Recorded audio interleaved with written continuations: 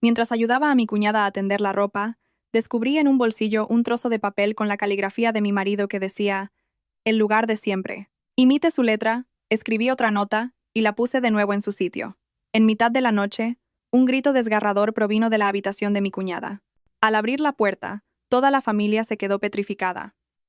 Soy Isabel Moreno, nacida en cuna de oro, criada entre las estrategias empresariales de mi padre. Pero desde que mis padres fallecieron en un accidente de tráfico hace 3 años, dejándome sola con una fortuna inmensa, nunca pensé que mi vida volvería a hundirse en una ciénaga de oscuridad, precisamente en la casa que llamaba mi hogar. Aquel sábado por la tarde, el cielo de Madrid estaba plomizo, con nubes oscuras arremolinándose, presagiando una gran tormenta. En el espacioso chalet de La Moraleja, el valioso regalo de bodas que mis padres me habían dado, el ambiente también parecía denso, sofocante hasta el punto de dificultar la respiración. Aunque era la verdadera dueña de la casa, para guardar las apariencias de mi marido y complacer a mis suegros, había aceptado con paciencia que se mudaran desde su pueblo a vivir con nosotros, atendiéndolos con esmero y cumpliendo mi papel de buena nuera. Sin embargo, mi suegra, Pilar, parecía olvidar quién era la que sufragaba esta vida de lujos que disfrutaba. Sentada con las piernas cruzadas en el costoso sofá de diseño, comiendo pipas con un chasquido constante, de vez en cuando me lanzaba una mirada de soslayo mientras yo doblaba la ropa en un rincón de la sala. Venga, mueve un poco las manos. El cielo está a punto de descargar, y todavía queda la colada de Javier y Laura en la terraza sin recoger. Si se moja todo, ¿qué se van a poner esta noche para la fiesta?, dijo Pilar con su voz chillona, en un tono lleno de autoridad. Respondí con un suave sí, mientras mis manos seguían doblando con agilidad cada camisa. Después de 5 años de matrimonio, ya estaba más que acostumbrada al tono de mi suegra. Siempre había pensado que yo había tenido suerte de casarme con Javier, aunque la realidad, para cualquiera que lo viera, era que su familia había dado un salto social enorme al emparentar con la mía. Pero por amor a Javier, y por preservar la armonía familiar que mis padres tanto habían valorado, elegí la paciencia. Siempre creí que al casarse una debe seguir a su marido, que ceder un poco para mantener la paz no era una gran pérdida. Subí a la terraza. El viento empezaba a soplar con fuerza, levantando remolinos de polvo. La ropa cara de Javier y mi cuñada, Laura, ondeaba violentamente en el tendedero. Laura era la esposa de Manuel, el hermano mayor de mi marido. 2 hermanos, uno convertido en un alto ejecutivo gracias al apoyo de su esposa y el otro, un camionero de larga distancia. Sus personalidades también eran como el día y la noche. Si Javier era diplomático y pulcro, Manuel era tosco y bondadoso, y Laura, mi cuñada, a quien yo había acogido en mi chalet sin que tuviera que mover un dedo, siempre se mostraba sofisticada y vestía a la última moda. El dinero para sus caprichos lo obtenía principalmente pidiéndoselo a su marido o sonsacándoselo a la familia. Recogí rápidamente la ropa y la metí en el cesto. Al coger un abrigo largo de paño de color beige de Laura, noté un bulto en el bolsillo. Era el último modelo de una marca famosa, con un valor de no menos de 2.000 euros. Laura se había jactado la semana pasada de habérselo comprado con la paga extra de su marido. Para no dañar la forma del abrigo, metí la mano en el bolsillo para comprobar si se había olvidado algo antes de llevarlo a la tintorería. Mis dedos tocaron un pequeño trozo de papel, doblado cuidadosamente en 4. Pensando que era un recibo o algún papel importante que Laura había olvidado, mi intención era dejárselo en su tocador. Pero al desdoblarlo, la escritura a mano que apareció ante mis ojos me dejó helada. El lugar de siempre, martes por la noche 22. 0 hora. Una caligrafía inclinada y elegante, con una J, cuya cola se alargaba de forma estilizada. Reconocería esa letra aunque la convirtieran en cenizas. Era la letra de Javier, mi marido. Me quedé paralizada, el viento me azotaba la cara, pero no era tan frío como el hielo que se extendía por mi pecho. La nota, caída del bolsillo del abrigo de mi cuñada, llevaba la letra de mi marido, una cita en el lugar de siempre, un martes por la noche. Mi cabeza daba vueltas, pero la aguda lógica de alguien que se había curtido en el mundo de los negocios me ayudó a serenarme al instante. No grité ni arrugué el papel. Lo apreté con fuerza en mi mano, con la mirada perdida en el vacío. Atando cabos, una imagen devastadora comenzó a tomar forma con una claridad cruel. Todos los martes, Javier llegaba tarde a casa con la excusa de tener que atender a clientes, o una reunión de última hora con socios extranjeros. También los martes por la noche, Laura solía ausentarse, diciendo que iba a clases de yoga terapéutico para dormir mejor. Manuel, por su parte, estaba de ruta, a menudo fuera de casa durante días, a veces incluso una semana entera. Los horarios coincidían con una extraña precisión. Y el lugar de siempre, sugería una familiaridad, algo que se repetía una y otra vez. Resultaba que, a mis espaldas y a las de Manuel, las dos personas en las que más confiábamos estaban representando una farsa despreciable. No solo nos engañaban sentimentalmente, sino que seguramente tenían otros planes. Javier era vicepresidente ejecutivo, y aunque Laura no trabajaba en la empresa, guardaba muchas escrituras de propiedades de la familia de su marido. La unión de esos dos seres ambiciosos y frívolos no podía ser simplemente una aventura pasajera. El estruendo de un trueno interrumpió mis pensamientos. La lluvia empezó a caer, golpeando el tejado. Sobresaltada, metí rápidamente la nota en el bolsillo de mi pantalón y continué recogiendo la ropa como si nada hubiera pasado. Al bajar, vi a Laura, que acababa de volver de hacerse la manicura, sentada junto a mi suegra, riendo y charlando animadamente. Llevaba un vestido corto y ajustado que exhibía sus piernas blancas y sus uñas pintadas de un rojo intenso. ¡Ah! ¿Ya has terminado de recoger la ropa, Isabel? Recuerda colgar mi abrigo de paño con cuidado. No dejes que se arrugue, que es de marca, dijo Laura, con un tono condescendiente y sin apartar la vista de la pantalla de su móvil. La miré, conteniendo la náusea que subía por mi garganta, y esbocé una sonrisa forzada. Sí, ya lo sé, Laura. Un abrigo tan bonito hay que cuidarlo bien, si no sería una pena para quien lo compró. Mi comentario tenía un doble sentido, pero Laura y mi suegra, superficiales como eran, no notaron nada extraño. En ese momento, Javier bajaba de la planta de arriba, ajustándose la corbata. Me miró, su mirada pasando sobre mí como si fuera un objeto decorativo, y luego se dirigió a Laura. «Laura, ¿ha llamado Manuel esta noche?»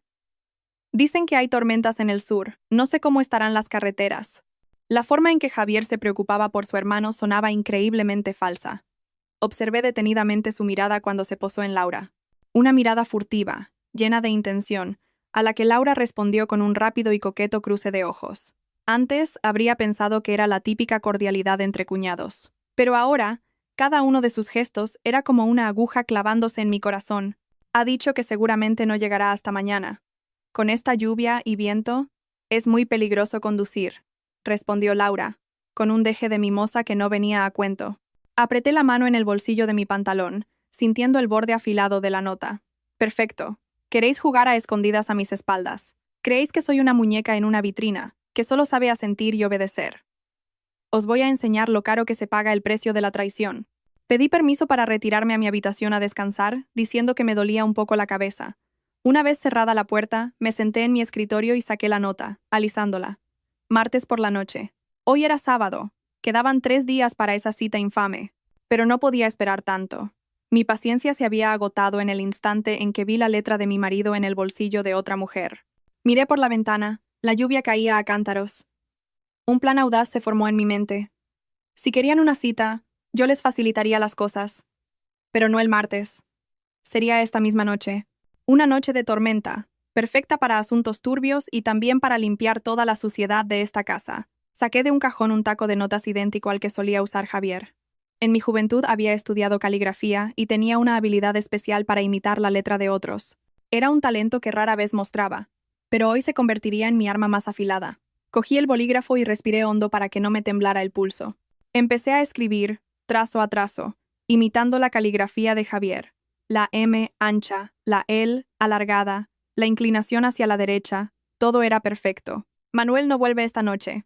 Solo 6 palabras. Un mensaje falso, pero con el peso suficiente para activar la codicia y el deseo de los dos traidores. Si Laura recibía esta nota, pensaría que Javier le estaba avisando de que el camino estaba libre. Y esta noche, cuando toda la casa durmiera, cuando el sonido de la lluvia ahogara cualquier ruido, mostrarían su verdadera cara. Miré la nueva nota, comparándola con la original. Eran idénticas en un 99%. Una sonrisa fría se dibujó en mis labios. En esta obra la directora era yo, y ellos no eran más que unas marionetas patéticas. La lluvia afuera arreciaba. El silbido del viento entre las rendijas de las ventanas sonaba como el lamento de almas en pena. Me senté en silencio frente al tocador, observando mi rostro en el espejo. Seguía siendo la misma Isabel de siempre, con sus ojos grandes y redondos y su nariz recta, pero mi expresión había cambiado por completo. Ya no había rastro de la resignación y la paciencia habituales. En su lugar, había una frialdad y una determinación implacables. Doblé con cuidado la nota falsa, imitando exactamente los pliegues de la original. El siguiente paso era colocarla en el bolsillo del abrigo de Laura, sin que nadie se diera cuenta. Cogí el abrigo de paño, fingiendo que lo revisaba una última vez antes de guardarlo. La puerta de la habitación de Laura estaba entreabierta, y desde dentro llegaba el sonido del agua corriendo en la ducha. Se estaba bañando. Era la oportunidad perfecta. Entré sigilosamente, con el corazón latiendo con una calma extraña. No sentía nervios, solo una concentración absoluta. Rápidamente, metí la nota falsa en el mismo bolsillo donde había encontrado la verdadera y colgué el abrigo en la percha de forma ordenada. Hecho esto, volví a mi habitación, entré en el baño, rompí en 1000 pedazos la nota original de Javier y la tiré por el inodoro. La primera prueba había sido destruida, sustituida por una trampa mortal tendida por mis propias manos. Pero el plan no terminaba ahí. Para que la obra de esta noche tuviera un final perfecto, necesitaba un testigo con suficiente peso, suficiente dolor y suficiente furia como para hacer añicos la fachada de hipocresía de esta familia. Y esa persona no era otra que Manuel. Abrí mi móvil y busqué el contacto de Manuel en WhatsApp. Estaba de camino a casa desde Murcia, y su horario habitual era llegar a la mañana siguiente. Pero con la situación de tormentas y posibles inundaciones, si tenía una buena razón, volvería de inmediato. Manuel, aunque tosco, quería mucho a su mujer y se preocupaba por su familia. Esa debilidad sería la palanca de mi plan. Escribí un mensaje, sopesando cada palabra para que sonara natural. Preocupada, justo como lo haría una buena cuñada. Cuñado, he oído en las noticias que la tormenta es muy fuerte. Las carreteras están inundadas. Ten mucho cuidado. Mamá está en casa muy preocupada. No para de decir que intentes volver un poco antes para estar a salvo, que dejar el camión en la calle con este tiempo es peligroso. En casa mamá y yo te esperamos con la cena lista. No mencioné a Laura ni expresé ninguna sospecha. Solo apelé a su preocupación y a su sentido del deber filial. Manuel, al recibir el mensaje, seguramente se sentiría conmovido y querría volver a casa cuanto antes, para evitar la tormenta y tranquilizar a la familia. Mensaje enviado. El doble check azul apareció casi al instante. 3 minutos después, Manuel respondió. Gracias, Isabel. A mí también me preocupa que la mercancía se estropee con la tormenta. Ya estoy pisando el acelerador para volver. Calculo que llegaré sobre las 2 o las 3 de la madrugada. No le digas a mamá. No quiero que se quede despierta esperándome, pobrecilla. Sonreí. Una sonrisa que no llegó a mis ojos. Claro, cuñado. Vuelve con cuidado. Las 2 de la madrugada. El momento perfecto. Para entonces, Javier y Laura ya habrían mordido el anzuelo. La cena de esa noche transcurrió en un ambiente tenso, al menos para mí. Mi suegra seguía parloteando sobre una vecina a la que le había tocado la lotería y sobre la fluctuación del precio del oro. Javier comía con la vista pegada al móvil, murmurando de vez en cuando para salir del paso. Laura, en cambio, parecía extrañamente animada, con las mejillas sonrosadas y lanzando miradas furtivas a Javier. Seguramente ya había encontrado la nota en su bolsillo. Con este tiempo de lluvia, seguro que esta noche se duerme de maravilla, dijo Laura, dejando los cubiertos y estirándose perezosamente. Bueno, mamá, me voy a mi cuarto. Hoy, después de la manicura, me duele mucho la espalda. Sí, vete a descansar, hija. Y tú, Javier, haz lo mismo. No te quedes pegado al móvil toda la noche, dijo mi suegra, agitando la mano. Javier levantó la vista, lanzó una rápida mirada a Laura, y luego se volvió hacia mí. Tú encárgate de recoger todo, ¿vale? Yo subo a terminar de contestar unos correos del trabajo. Claro. Sube tranquilo, respondí, con voz serena. Viendo las espaldas de los 2 traidores desaparecer por la escalera, sentí una oleada de desprecio. No solo estaban cometiendo adulterio, también estaban conspirando para robar mi patrimonio. Sabía que Laura guardaba muchos documentos importantes de Manuel, incluyendo la escritura de un terreno familiar en Extremadura y un poder notarial sobre unas acciones que mis padres nos habían regalado como dote de boda. De alguna manera, Javier me había convencido para firmar y guardarlos en una caja fuerte compartida cuya llave de repuesto estaba en manos de Laura. Esta noche, seguramente los sacarían para discutirlos o, peor aún, para firmar una transferencia a escondidas. Recogí los platos, los lavé y dejé todo en orden. Mi calma en ese momento era más aterradora que cualquier arrebato de ira. Subí a mi habitación, me puse un pijama de seda, discreto pero elegante, y me cepillé mi larga melena negra. No dormí. Me senté en una butaca, apagué todas las luces, y dejé que solo la tenue luz de la calle se filtrara por las cortinas. Escuché cada pequeño ruido en la inmensa casa, los ronquidos de mi suegra en la planta baja, el repiqueteo incesante de la lluvia. Y entonces, sobre las 12 de la noche, el sonido de una puerta abriéndose suavemente en el segundo piso. Unos pasos sigilosos, muy leves, se dirigieron hacia la habitación de Laura. Mi dormitorio estaba al final del pasillo y el de Laura al principio, a una distancia considerable, pero con mi agudizado oído de esa noche, Nada podía escapárseme. La puerta de la habitación de Laura se cerró, y un silencio espeluznante se apoderó de todo. Sabía que detrás de esa puerta se estaba desarrollando el acto más sucio, pero no tenía prisa. Necesitaba esperar al protagonista. Miré el reloj. La 1 de la madrugada. Faltaba 1 hora para que llegara Manuel. El tiempo pasaba con una lentitud exasperante. Me quedé allí, inmóvil como una estatua, mientras mi mente repasaba los recuerdos de los últimos 5 años. Las veces que Javier me había dicho que me quería, las veces que Laura había fingido ser una hermana para mí, todo era una mentira. Mi confianza había sido pisoteada sin piedad, pero el dolor no resolvía nada. Esa noche les iba a enseñar que meterse con la hija del presidente de una corporación tenía consecuencias terribles. No solo quería el divorcio, quería verlos arruinados, sin un céntimo y humillados. La 1:45. El sonido de un motor de camión se oyó a lo lejos, seguido del familiar silbido de los frenos de aire frente al chalet. Manuel había vuelto. 15 minutos antes de lo previsto. Excelente. Oí el clic de la cancela al abrirse y los pasos pesados pero apresurados de Manuel en el patio.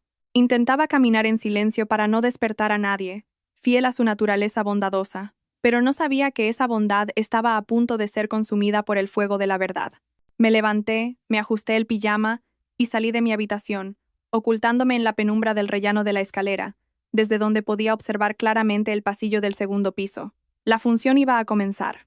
La lluvia afuera no cesaba, y los relámpagos iluminaban intermitentemente los rincones oscuros del chalet. Me escondí en la oscuridad, conteniendo la respiración y siguiendo cada movimiento de abajo.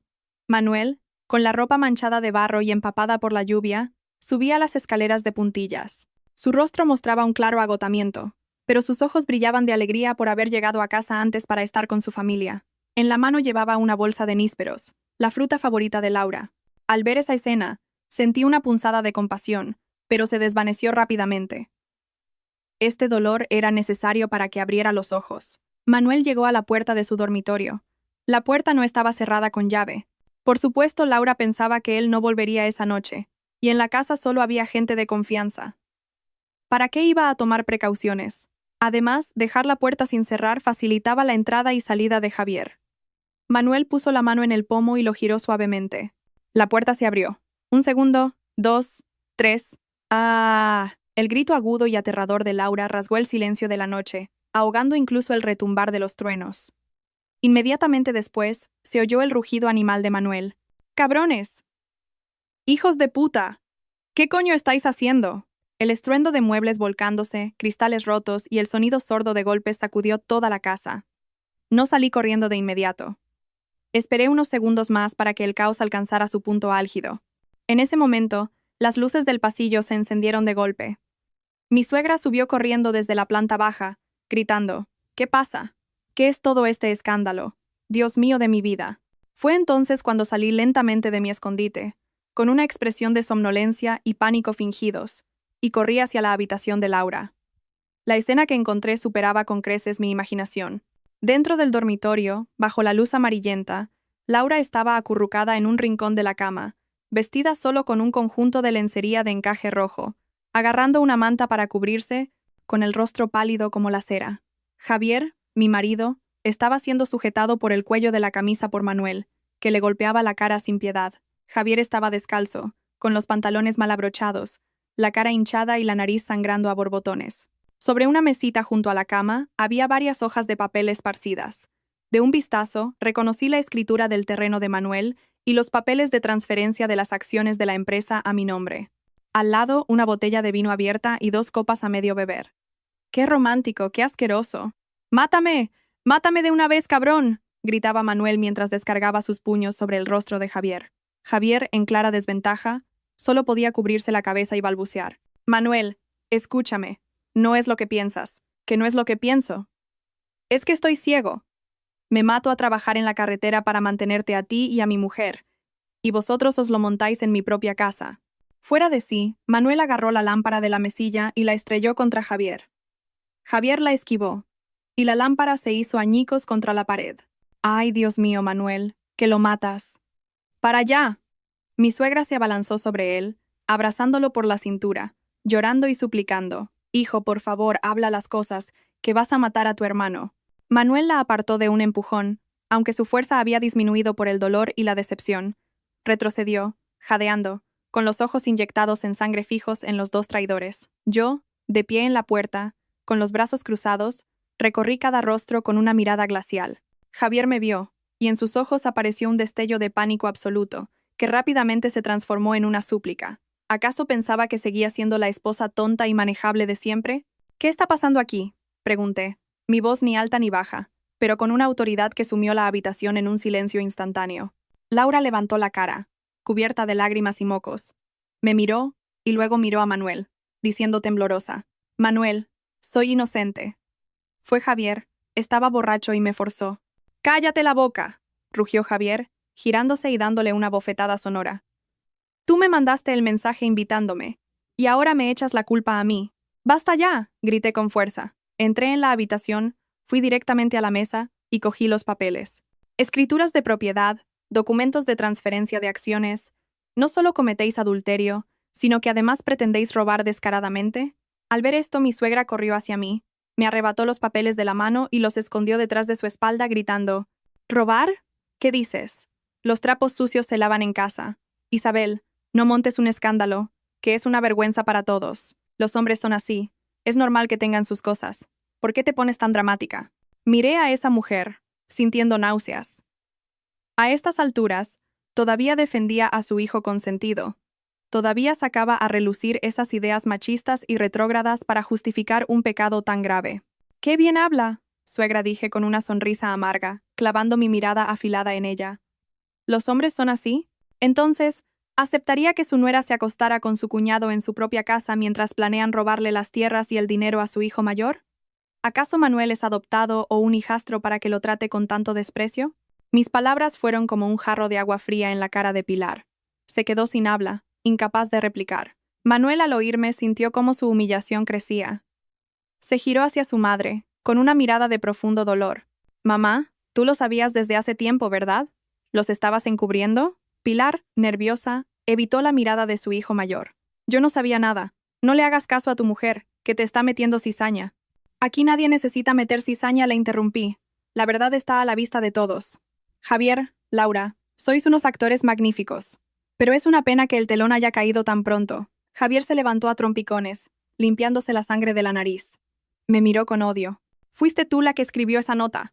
Me tendiste una trampa». Se había dado cuenta. Inteligente, pero demasiado tarde. «¿Qué nota?», fingí ignorancia. «¿De qué estás hablando?». «Te pillan con las manos en la masa y ahora culpas a tu mujer. ¿Se puede ser más cobarde? Es tu letra. Sé que sabes imitar mi letra», gritó Javier, intentando abalanzarse sobre mí, pero Manuel lo detuvo con otro puñetazo en el estómago que lo hizo doblarse, tosiendo. «¿Encima te atreves a tocar a tu mujer?», gruñó Manuel. Laura, al ver que la situación se volvía en su contra, se arrodilló, abrazó las piernas de Manuel y lloró desconsoladamente. «Manuel, perdóname. Me engañaron. Fue Javier quien me engañó. Me dijo que tú estabas de acuerdo en poner las tierras a su nombre para un negocio. Me dijo que te había pedido que me cuidara. Fui una tonta, le creí. Una mentira tan descarada y estúpida que no pude evitar reírme». «Laura, ¿crees que Manuel tiene 3 años? ¿Te cuidaba hasta el punto de tener que quitarse la ropa en la cama?». La tensión en la habitación era palpable, como una cuerda a punto de romperse.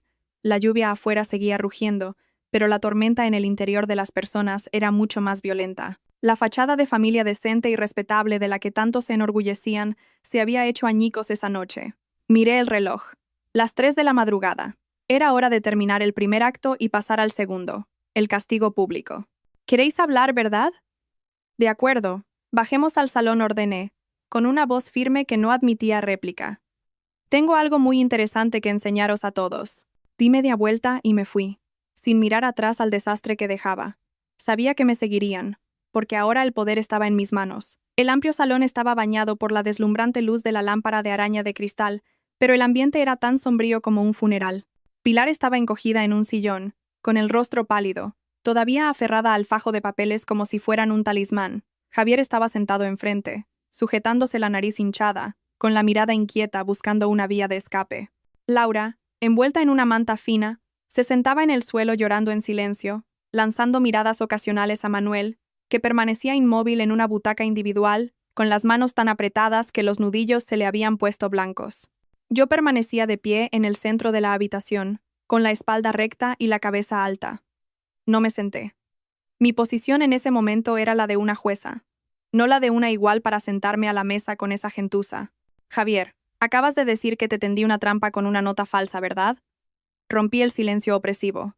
Javier levantó la cabeza, su voz aún temblorosa, pero intentando sonar firme. Sí, fingiste que yo le decía a Laura que Manuel no volvía. Eres una mujer retorcida y malvada. ¿Retorcida? Me reí. Mi risa resonó en el salón vacío. Entonces, ¿cómo llamas a acostarte con tu cuñada y conspirar para robarle los bienes a tu hermano y a mí? ¿Bondad, quizás? Fue un error, se defendió Javier. Solo fue un momento de debilidad. Un momento de debilidad con un contrato de transferencia redactado y un plan detallado para desviar activos. Señalé los papeles en manos de mi suegra. Pilar se sobresaltó y escondió los papeles detrás de la espalda, balbuceando. Esto era para que Javier lo revisara, para repartirlo entre los hermanos en el futuro. «¡Mamá! ¡Deja de mentir!», gritó de repente Manuel, con la voz rota por el dolor. «¿Hasta cuándo piensas engañarme? Las tierras que me dejó papá, tú guardabas la escritura. Y ahora se la das a Javier para que las ponga a su nombre. ¿Qué soy yo para ti? ¿O es que solo consideras a Javier tu hijo y yo soy el criado?» Pilar enmudeció y bajó la cabeza. Su favoritismo a lo largo de los años era evidente para todos, pero nunca se había manifestado de una forma tan cruda y cruel. Me acerqué al Smart TV, la gran pantalla que presidía el salón. Javier dice que lo calumnio. Pues bien, voy a enseñaros algo. Después de verlo, decidme quién es el retorcido. Saqué mi móvil y lo conecté de forma inalámbrica a la televisión. Con unos simples toques, un vídeo que había extraído en secreto de la cámara de seguridad VIP de una lujosa cafetería del barrio de Salamanca apareció nítidamente. El local pertenecía a una amiga íntima, a quien le había pedido que los vigilara desde que empecé a sospechar. En la pantalla de 65 pulgadas, las imágenes de Javier y Laura eran perfectamente claras. Estaban sentados en un rincón discreto, pero la cámara de calidad 4K lo había grabado todo. Javier sostenía la mano de Laura, acariciándola con ternura. El audio, gracias a un micrófono con filtro de ruido, era cristalino. «Tú tranquila, en cuanto consiga el sello de Isabel y transfiera todas las acciones a una empresa pantalla, lo tendremos todo. Entonces la echaré a la calle, y a Manuel lo engañaré para que firme la venta de las tierras. Con ese dinero, te abriré un spa». La voz de Javier resonaba en el vídeo, cada palabra clara y distinta. Laura, en la pantalla, reía tontamente, apoyando la cabeza en el hombro de Javier. «Me lo prometes, ¿eh? Estoy harta de Manuel. Es un tipo que huele a sudor. Y además es un impotente. No sirve para nada. Solo quiero irme de viaje por Europa contigo. Claro, en cuanto acabemos con esto, nos vamos. Yo también estoy harto de esa mujer. Una señorita de alta cuna que siempre va con la cabeza bien alta. El dinero de su familia, tarde o temprano, será mío». El vídeo terminó, y la habitación se sumió en un silencio sepulcral. Manuel miró la pantalla, luego a Laura. Su expresión pasó de la ira al vacío absoluto. Una completa destrucción de la confianza. La mujer a la que amaba, y el hermano al que siempre había cedido el paso, lo denigraban con las palabras más hirientes. Sudoroso, impotente, engañado para vender sus tierras. Cada palabra era como una puñalada en el corazón de aquel hombre honesto. «Cabrones, sois unos cabrones», murmuró Manuel, mientras las lágrimas surcaban su rostro curtido. Ya no golpeaba, porque ningún castigo físico podía aliviar ese dolor.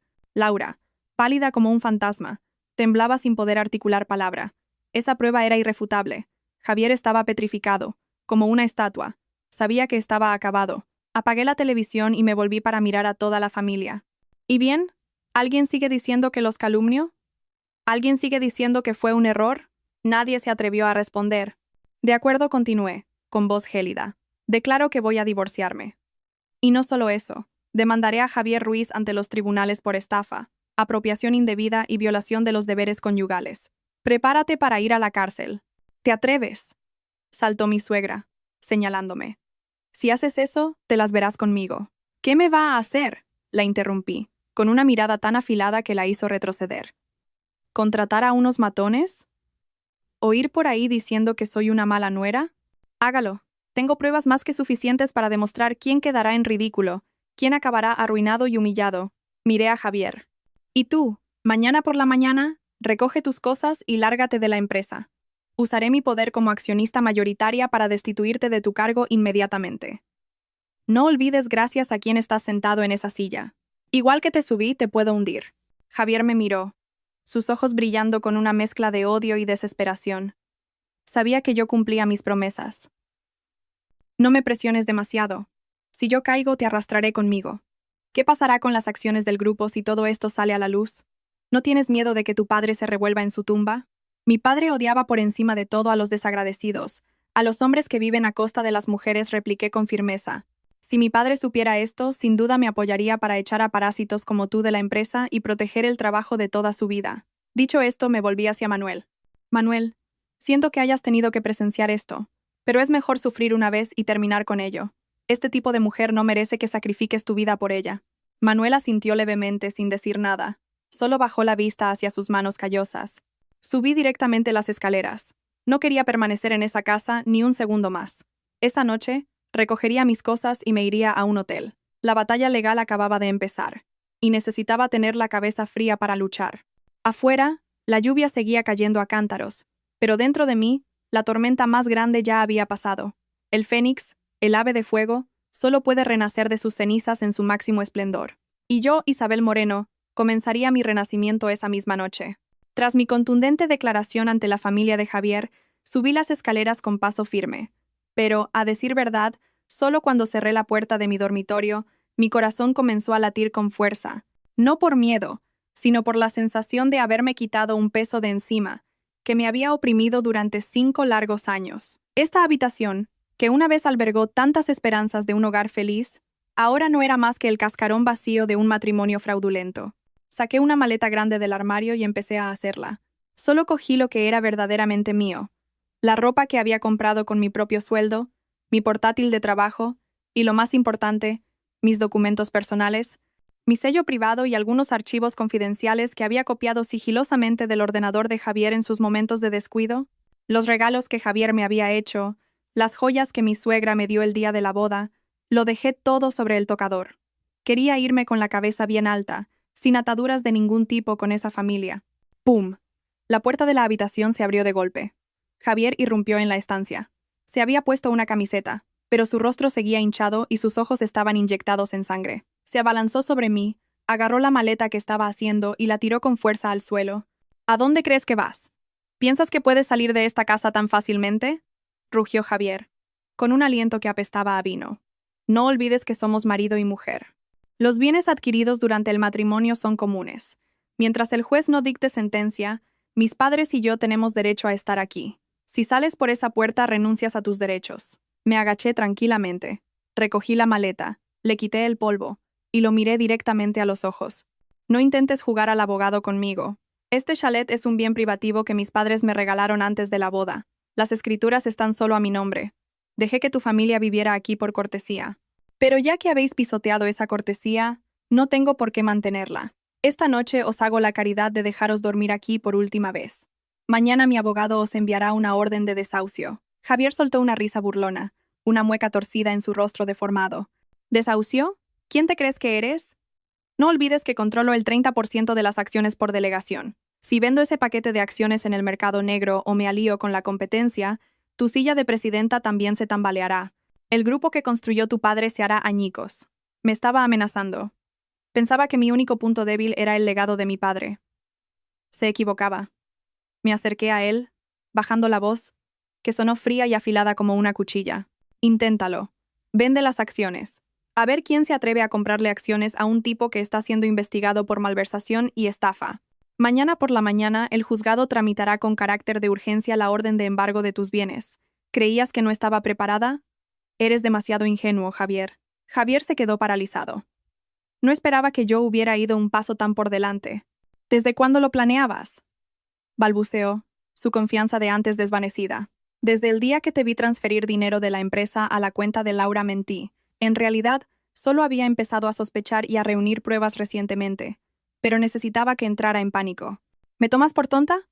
Soy la hija del antiguo presidente. Llevo los negocios en la sangre. Tú solo eres un paleto ambicioso pero sin visión de futuro. Javier, furioso, levantó la mano para abofetearme, pero no me aparté. Lo miré fijamente. Pégame. Venga, pégame. La cámara de esta habitación está grabando. Suma el delito de violencia de género y tu sentencia tendrá unas cuantas páginas más. Javier se detuvo, su mano suspendida en el aire, y luego la dejó caer con impotencia. Sabía que había perdido, una derrota humillante en su propio terreno. Cerré la cremallera de la maleta y me colgué el bolso al hombro. Apártate. No quiero respirar el mismo aire contaminado que tú ni un segundo más. Javier retrocedió un paso, abriéndome paso. Se quedó allí, observando mi espalda como un soldado derrotado. Pasé a su lado sin mirar atrás ni una sola vez. Al bajar al salón, mi suegra y Laura seguían allí, pero ninguna se atrevió a decir ni una palabra. Manuel no estaba. Quizás había salido al porche a fumarse un cigarrillo para tragarse su amargura. Salí por la puerta. La lluvia no había cesado del todo, pero ya caía con menos fuerza. El viento frío me golpeó, alborotando los mechones de pelo sueltos en mi frente. Metí el equipaje en mi Mercedes, arranqué el motor y me adentré en la noche. Los faros rasgaron la oscuridad, guiándome lejos de aquel infierno terrenal. No volví directamente a la casa de mis padres. No quería enfrentarme a sus retratos fríos en mitad de la noche. Mis padres ya no estaban, ahora estaba sola.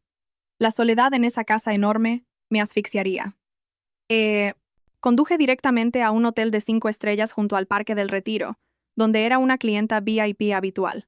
Cuando recibí la tarjeta de la habitación y me dejé caer en la cama mullida que olía a aceite esencial de citronela, por fin me permití llorar. No eran lágrimas de debilidad, sino de liberación. Lloré por los 5 años de mi juventud entregados a la persona equivocada. Lloré por la inocencia que había muerto esa noche, y lloré por la nostalgia de mis padres. Si estuvieran vivos, nunca habrían permitido que su hija sufriera tal humillación. Pero solo fueron 10 minutos. Me sequé las lágrimas, entré en el baño, y me di una ducha caliente, limpiando la suciedad y los restos del pasado. Al salir me miré en el espejo. Tenía los ojos hinchados y rojos, pero mi mirada era más firme que nunca. Mañana saldría el sol, y mañana comenzaría oficialmente la Casa del Fénix. A la mañana siguiente, me desperté temprano a pesar de apenas haber dormido. Elegí un traje de chaqueta blanco, elegante pero imponente, y me maquillé cuidadosamente para ocultar las ojeras. No podía permitir que nadie, especialmente mis empleados y los accionistas, viera mi agotamiento. Llamé a mi abogado, el señor Campos.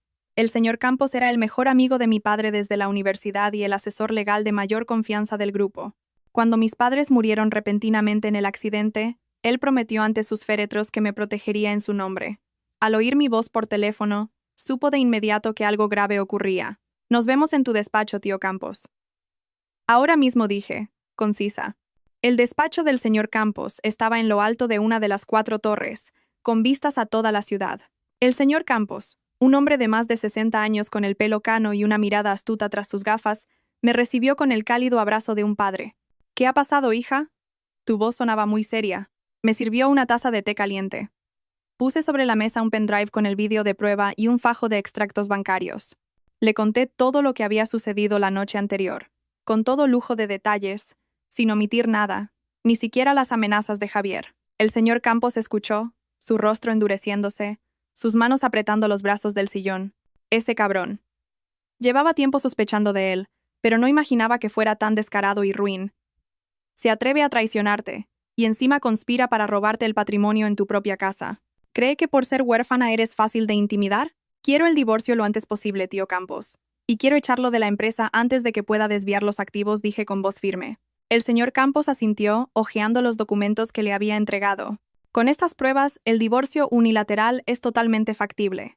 El vídeo del adulterio y la conspiración para apropiarse de los bienes es una prueba irrefutable.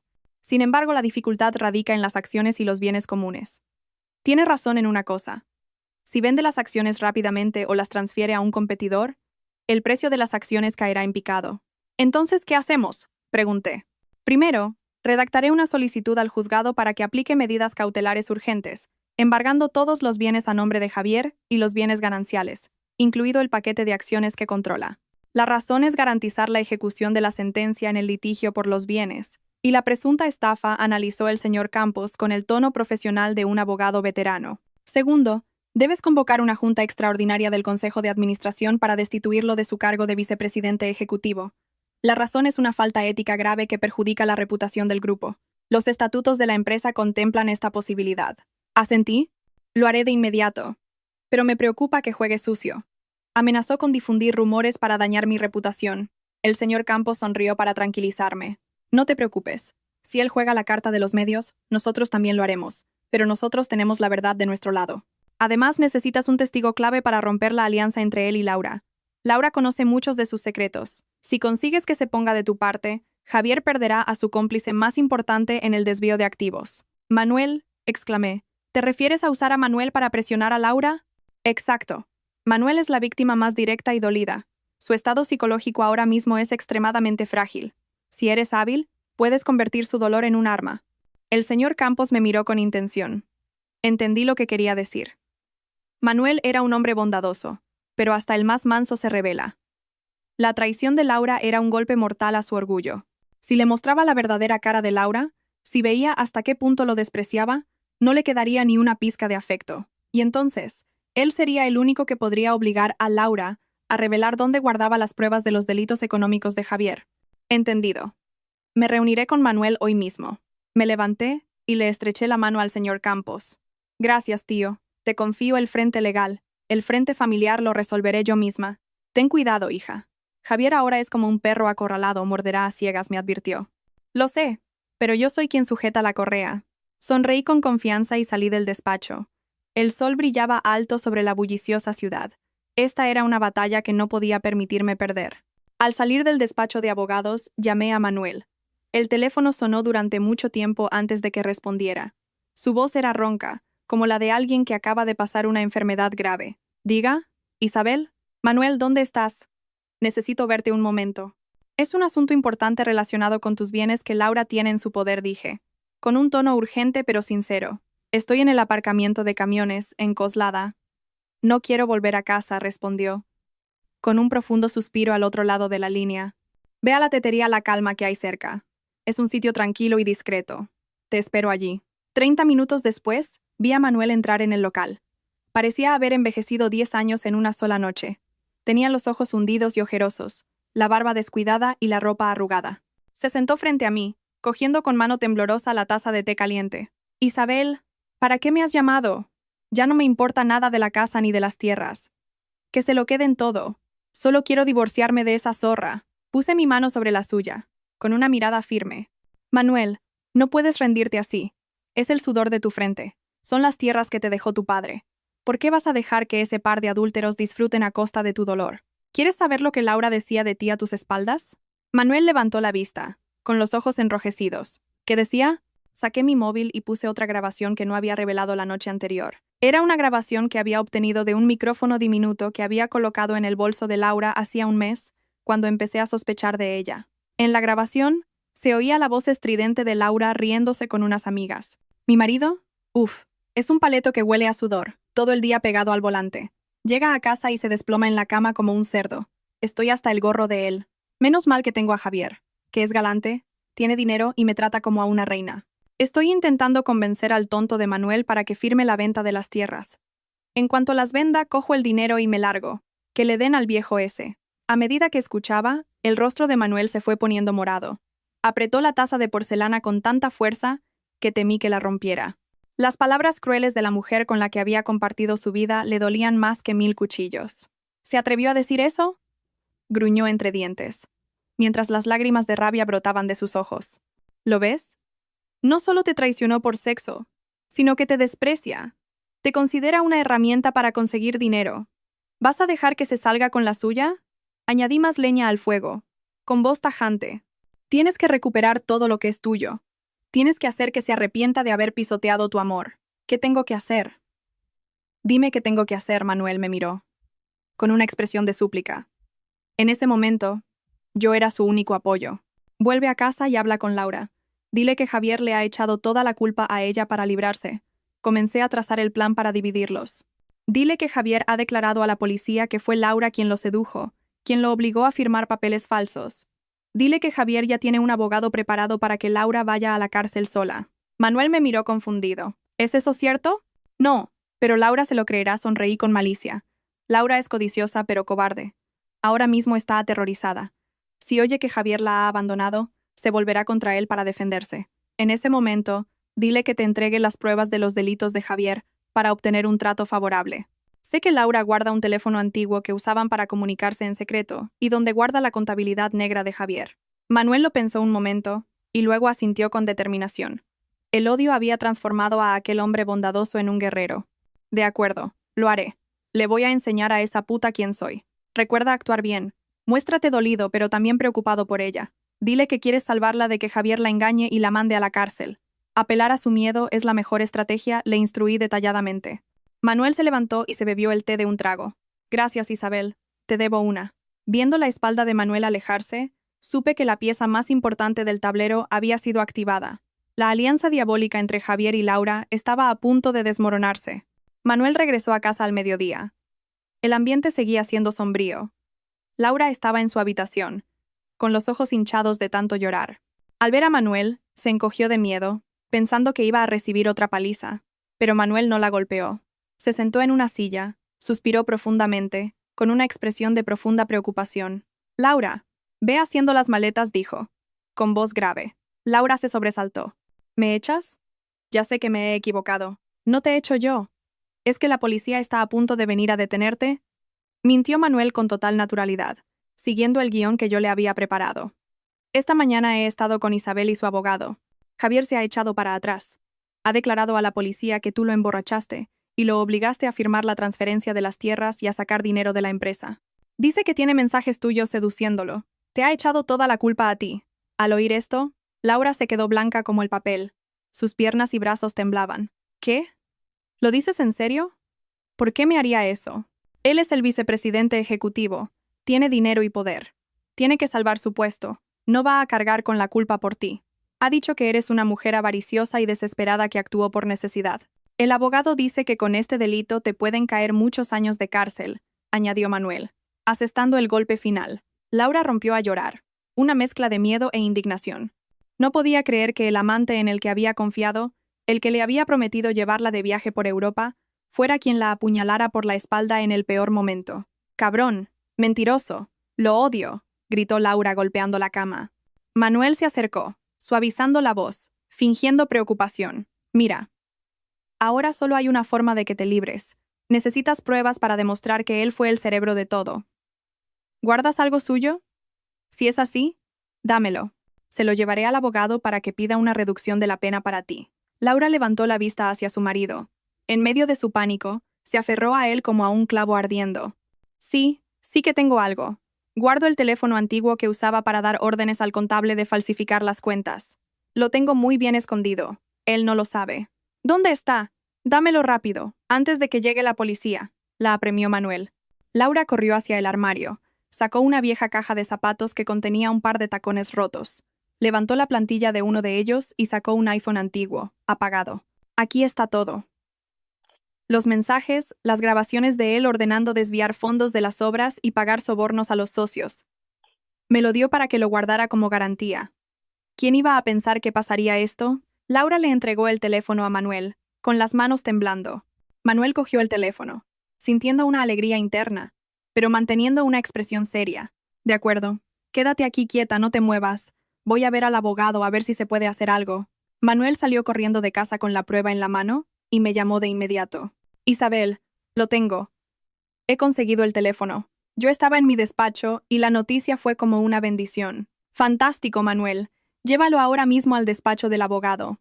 Esta vez, Javier no tiene escapatoria». Con ese teléfono en nuestro poder, sumado a las pruebas que yo ya tenía, Javier no solo perdería su puesto de vicepresidente, sino que se enfrentaría a una larga condena de prisión. El plan de usar sus propias armas contra él había tenido un éxito rotundo en su fase más crucial. La caída de Javier era solo cuestión de tiempo. Esa tarde, el señor Campos y yo encendimos el teléfono. Todo estaba intacto. Los chats de WhatsApp, los archivos de audio de las llamadas ordenando transferencias a empresas pantalla, las fotos de contratos falsos. Todo ello revelaba un sofisticado sistema de corrupción que Javier había construido durante los últimos 2 años a mis espaldas. «Es suficiente», dijo el señor Campos, ajustándose las gafas. «Con estas pruebas, la policía económica actuará de inmediato. No solo irá a la cárcel por estafa a la familia, sino también por malversación de activos empresariales, evasión de impuestos y blanqueo de capitales». Miré la pantalla del teléfono, con el corazón helado. «Javier, tu ambición era demasiado grande, pero elegiste a la persona equivocada para enfrentarte. Creías que yo era un gatito dócil, pero olvidaste que los gatos también tienen garras, y cuando se les acorrala, se convierten en tigres. Mañana, asestaré el golpe de gracia en la sede del grupo. La purga ha comenzado.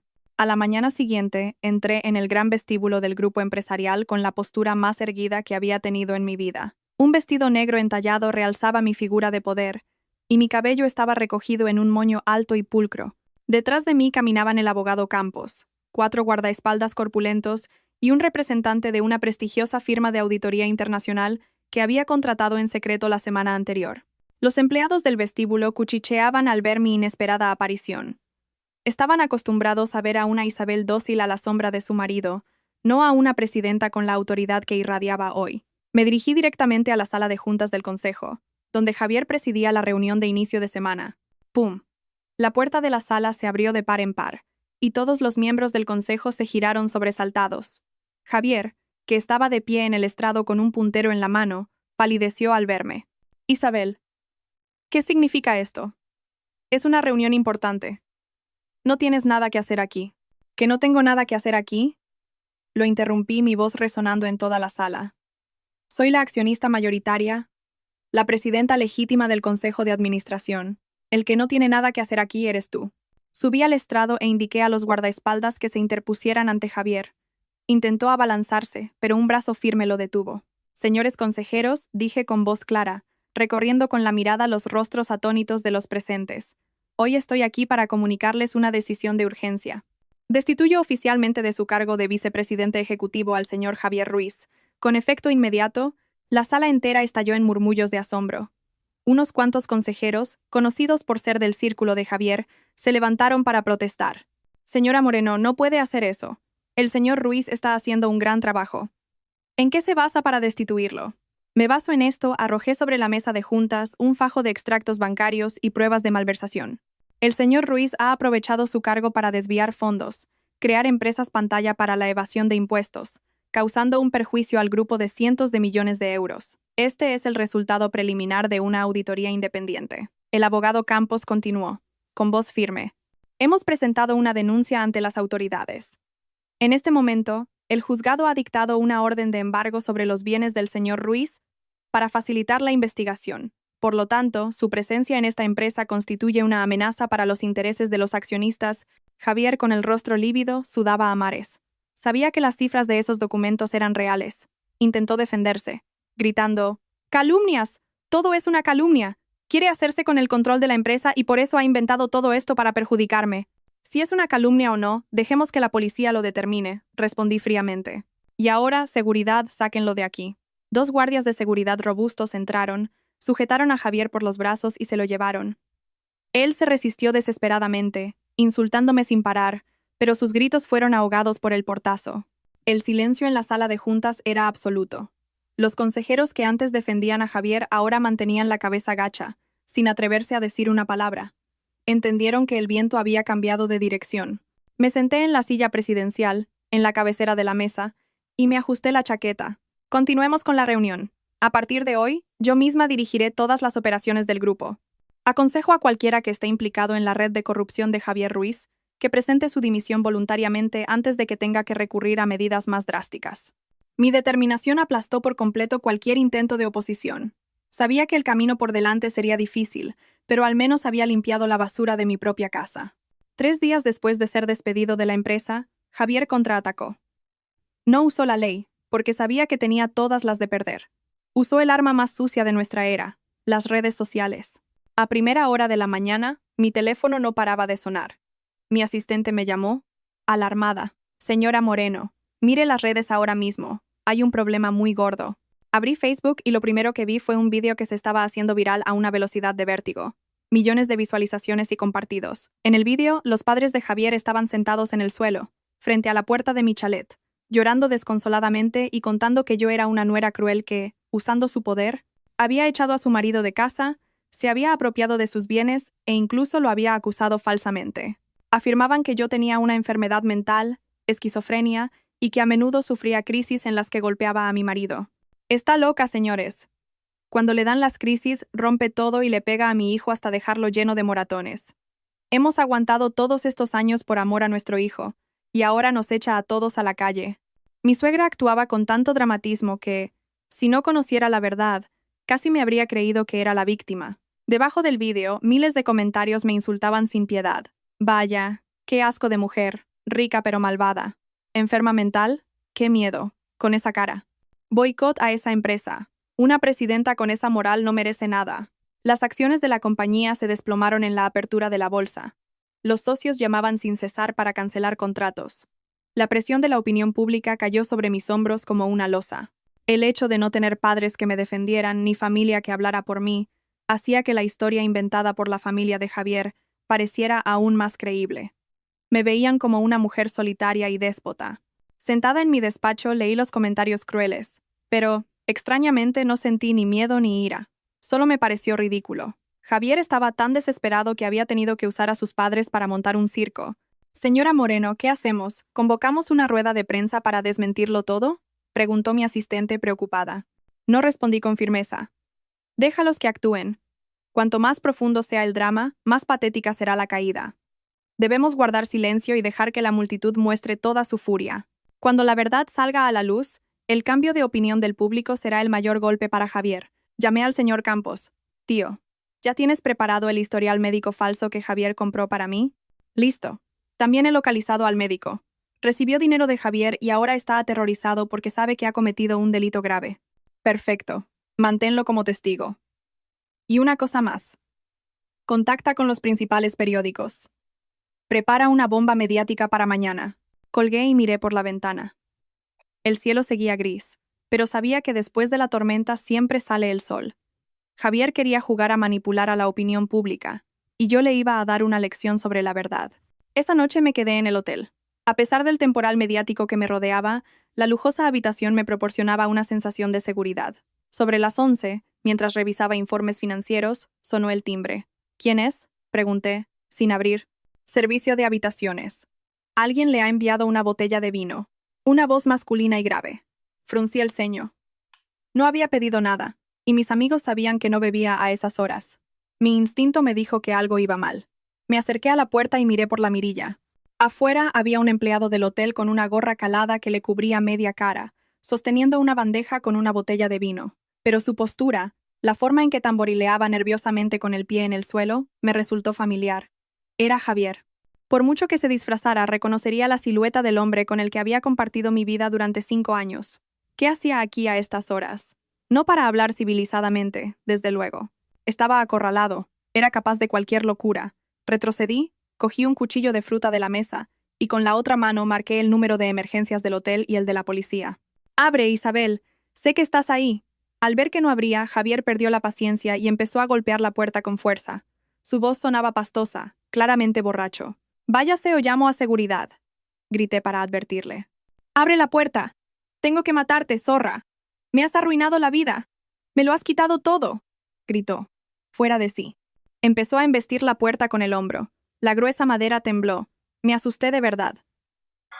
Aunque un hotel de 5 estrellas tiene buena seguridad, la locura de un hombre borracho y desesperado era impredecible.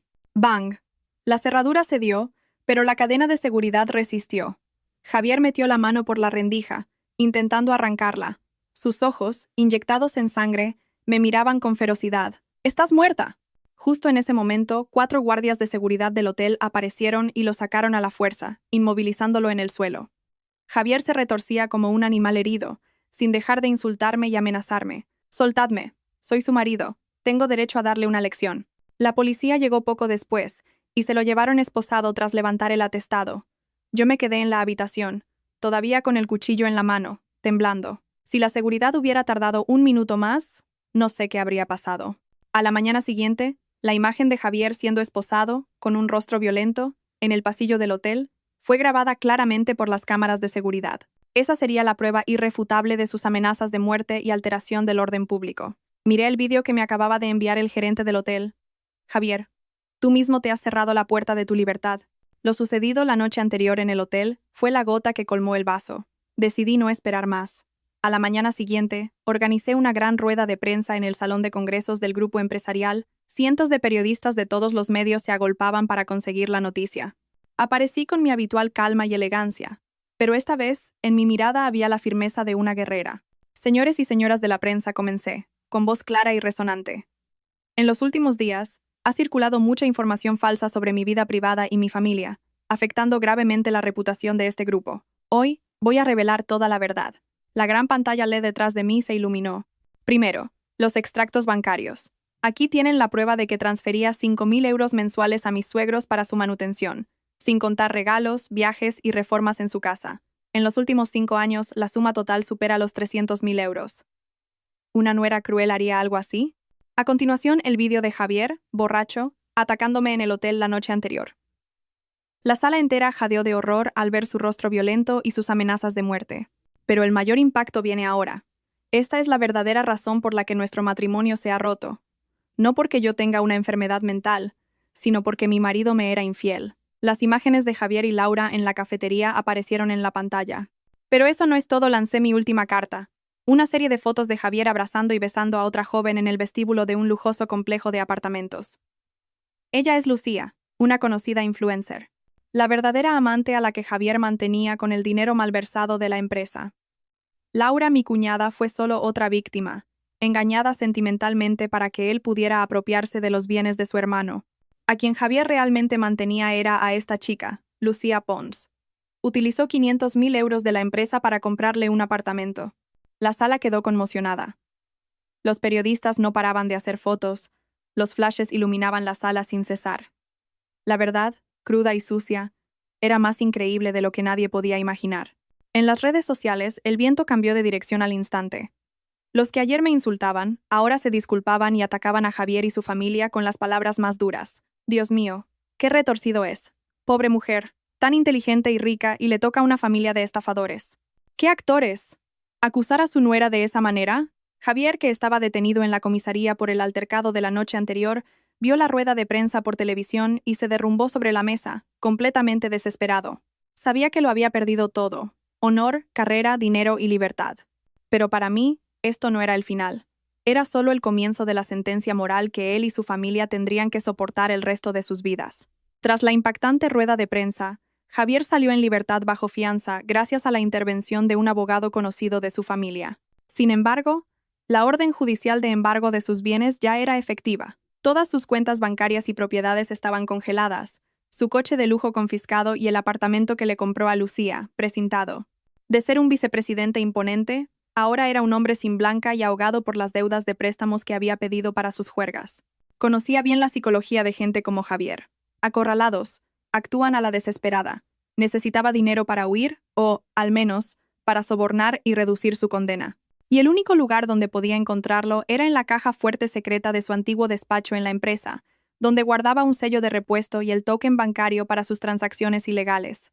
Decidí tenderle una última trampa. Filtré deliberadamente información a través de su antigua secretaria, con quien sabía que seguía en contacto, que el sistema de seguridad de la planta 15 estaba en mantenimiento y que la tarjeta de acceso de repuesto de finanzas estaba guardada temporalmente en recepción por un descuido de un nuevo empleado. Como esperaba, el pez mordió el anzuelo. Esa noche, volvió a llover a cántaros. Igual que la noche en que descubrí su traición, me senté en la sala de control de seguridad con el jefe de seguridad y 2 policías de paisano. La cámara número 4 mostraba la entrada trasera del edificio. Una figura oscura se deslizó por una ventana del respiradero.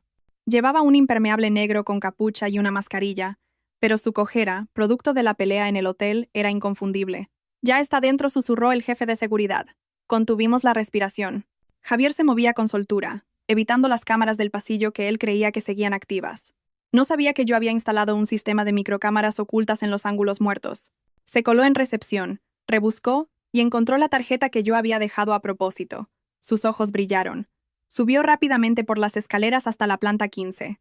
En su antiguo despacho, usó la tarjeta para abrir. Corrió hacia un cuadro al óleo en la pared, lo descolgó y reveló una caja fuerte empotrada. Introdujo el código con manos temblorosas. La puerta se abrió. Dentro estaban el sello de la empresa, un fajo de divisas y el token bancario. Metió todo rápidamente en una mochila. «¡Dinero! ¡Ya tengo el dinero!», murmuró, excitado. Justo cuando se giró para huir, las luces de la habitación se encendieron de golpe. «¡Alto, policía!». Los agentes irrumpieron desde todas las puertas. Javier se sobresaltó y dejó caer la mochila. El dinero y el sello se desparramaron por el suelo. Entré en la habitación y lo miré con lástima. Hola, Javier. ¿Creías que podías robarme tan fácilmente? Javier me miró a mí y luego a los policías que le apuntaban. Sabía que no había escapatoria. Su rostro se descompuso. Y entonces ocurrió algo espantoso. De repente, se agarró la cabeza, gritó y se desplomó en el suelo. Empezó a convulsionar, con los ojos en blanco y echando espuma por la boca. ¡Socorro! Hay un fantasma. Me quiere matar. Se revolcaba, golpeándose la cabeza contra las patas de la mesa, gritando cosas sin sentido. Los policías se quedaron perplejos. ¿Qué le pasa? Yo me crucé de brazos, observando su torpe actuación. Vaya actor, pensé, pero me equivocaba. Esa actuación no era improvisada, sino que había sido preparada meticulosamente. Llevaron a Javier a la comisaría en un estado de agitación extrema. No paraba de decir incoherencias, no reconocía a nadie e incluso se orinó encima. Los investigadores intentaron interrogarlo, pero fue inútil.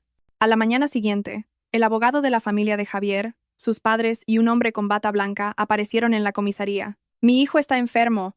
No pueden detenerlo. Es un enfermo mental», gritaba su madre. El hombre de la bata se presentó como el doctor Salas, jefe de un conocido hospital psiquiátrico privado. Mostró un grueso historial médico.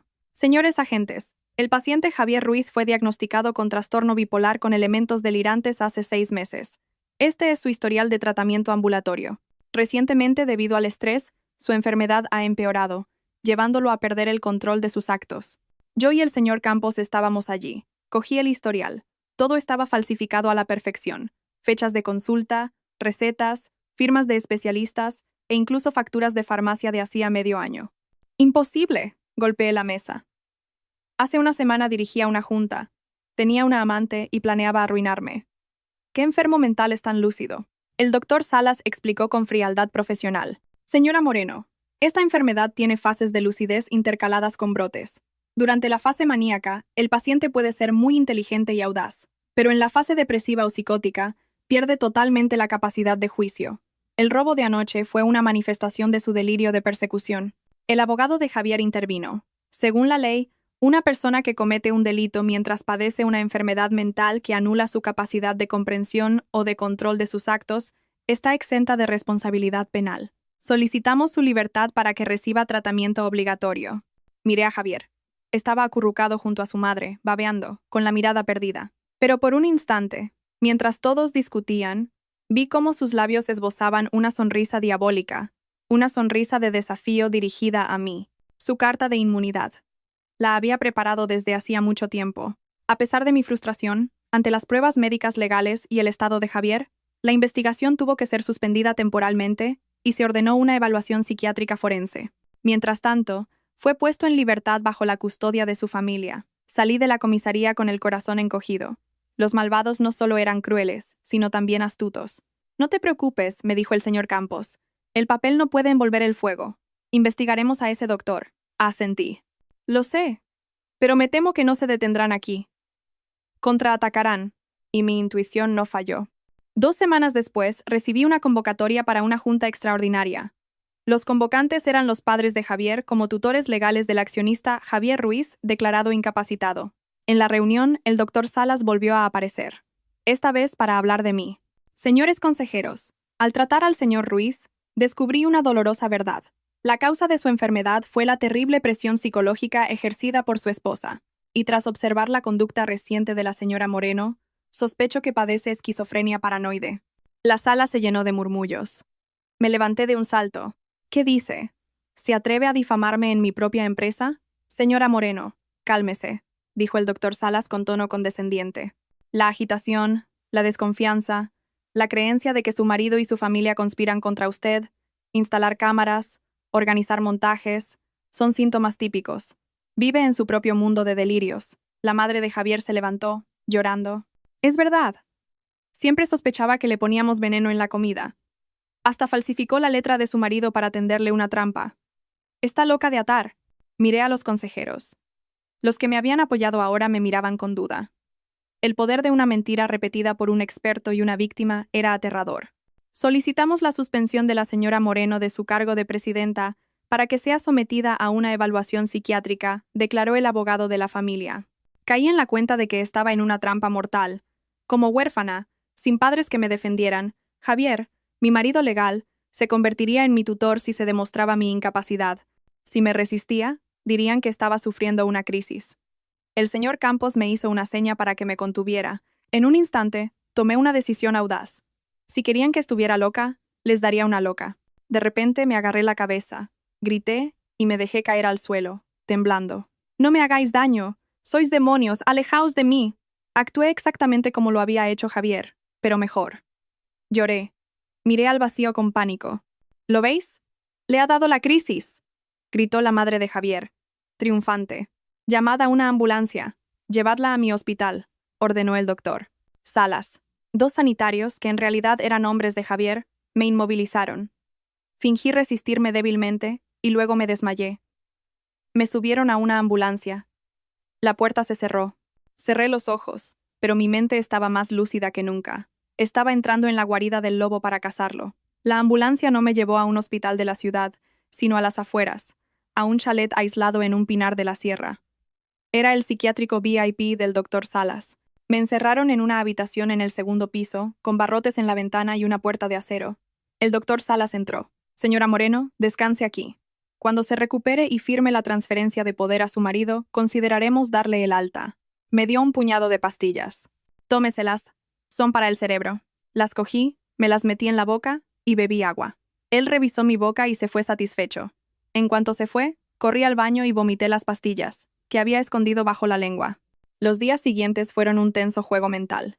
Fingí estar ida, reía y lloraba. Me quedaba mirando por la ventana. Pero no estaba sola. Un día, una empleada me pasó una nota. Era la tía Carmen, una antigua criada de mi familia a la que yo había ayudado. El señor Campos la había infiltrado. La nota decía: «Estamos reuniendo pruebas contra el doctor Salas. Resiste 10 días más». Rompí la nota. La esperanza me dio fuerzas. 10 días. Solo tenía que actuar 10 días más. Estaba esperando mi oportunidad para el contraataque final, y esa oportunidad llegaría en la Junta Anual de Accionistas, cuando Javier viniera a obligarme a firmar la transferencia de poder. 10 días después, Javier entró en mi habitación, radiante y elegante. «Hola, mi amor. Qué mala cara tienes», dijo burlón. Yo me encogí en un rincón, balbuceando. El doctor Salas es un genio. La leona se ha convertido en una gatita asustada. Cuando el médico se fue, Javier se sentó frente a mí. «Sé que me oyes. O quizás estás loca de verdad. Pero quiero contártelo todo. Nunca te quise. Solo quería la silla de tu padre. Mis padres también te odiaban, pero por el dinero fingimos ser una familia feliz». Mientras hablaba, activé en secreto la microcámara que la tía Carmen me había pasado. «¿Sabes lo del historial psiquiátrico?», se rió. «Me costó 1.000.000 de euros, pero valió la pena. No solo me libré de la cárcel, sino que ahora soy tu tutor legal. Mañana en la Junta de Accionistas firmaré en tu nombre la transferencia de todo el poder. Luego te mandaré a un manicomio en el extranjero para que te pudras allí. Eres lista, pero demasiado confiada. Yo soy un zorro. Y tú solo un pollito». Me empujó y me tiró un documento. «Firma esto, y te daré una medicación más suave». Cogí el bolígrafo y garabateé en el papel como una niña. Luego me reí tontamente. «Muy bien. Mañana te llevaré a la Junta. Actúa bien». Se fue, sin saber que toda su confesión arrogante había sido grabada. A la mañana siguiente, me llevaron a la Junta de Accionistas en el Hotel Palace. El salón estaba abarrotado. Entré, con aspecto frágil, y me sentaron en la mesa presidencial, con Javier a mi lado. «Damas y caballeros», dijo Javier al micrófono. «Como ven, la salud de mi esposa no le permite seguir al frente del grupo.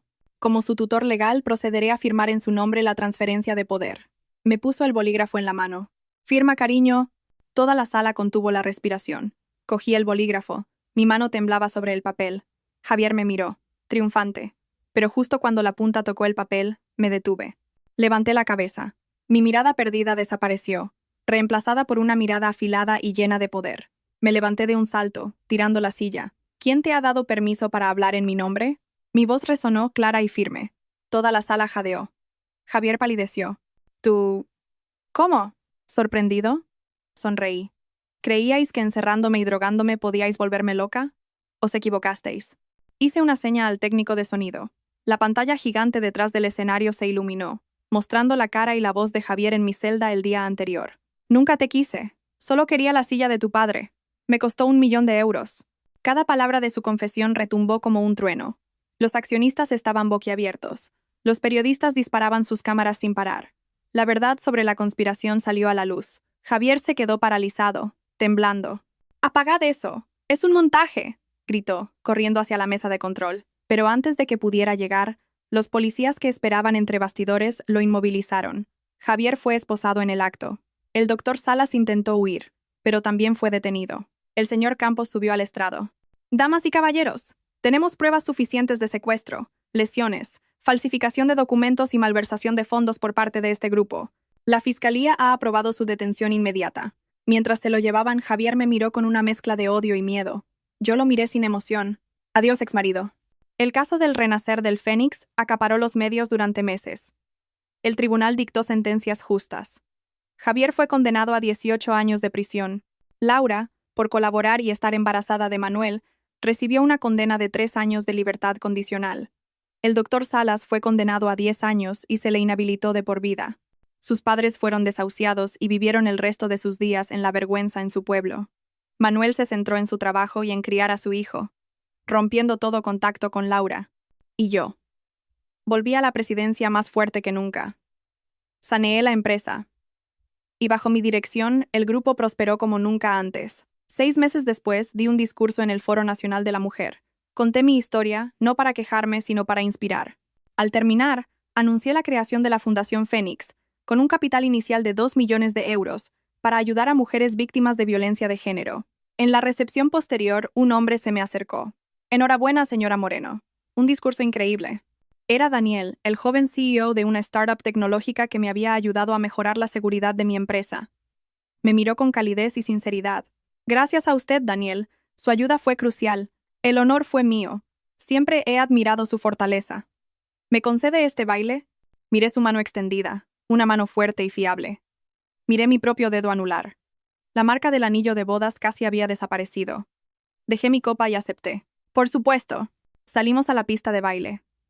Mientras la música sonaba, supe que el futuro aún depararía desafíos, pero ya no tenía miedo.